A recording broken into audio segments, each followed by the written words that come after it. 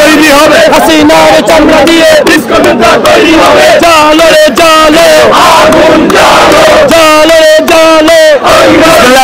আসসালামু আলাইকুম। আজকে বাংলাদেশের মানুষের বিজয় হয়েছে। ইন্ডিয়ার দালাল ডাইনি খুনি মাফিয়া হাসিনার পতন হয়েছে।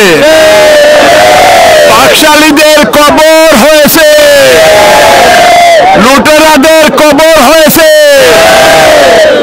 শহীদদের রক্ত বেতা যাবে না। আজকে এক সাগর রক্তের বিনিময়ে অর্জিত স্বাধীনতা, আমরা আজকে এই স্বাধীনতা রক্ষা করার আজকে আবারও পুনরায় শহীদ মিনারে এসে আমরা শপথ নিচ্ছি।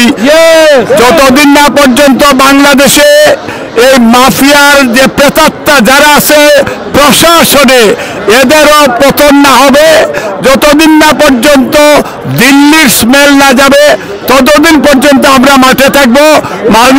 বাংলাদেশের মানুষের সাম্য, মানবিক মর্যাদা, ন্যায় বিচার ফিরে আনার জন্য আমাদের দেশনায়ক তারেক রহমান ইতিমধ্যে একটা বক্তব্য দিয়েছেন। আমরা সেই বক্তব্য সবাই শুনব, এটা আমলে নিব, এটা ফলো করব এবং বেগম খালেদা জিয়া আগামী 5 ঘন্টার মধ্যে উনি রিলিজ হয়ে আমাদের মাঝখানে ফিরে আসবেন। আমাদের বিশ্বাস এবং মহান আল্লাহ সর্বশক্তিমান আমাদের সকলের সহায় হন।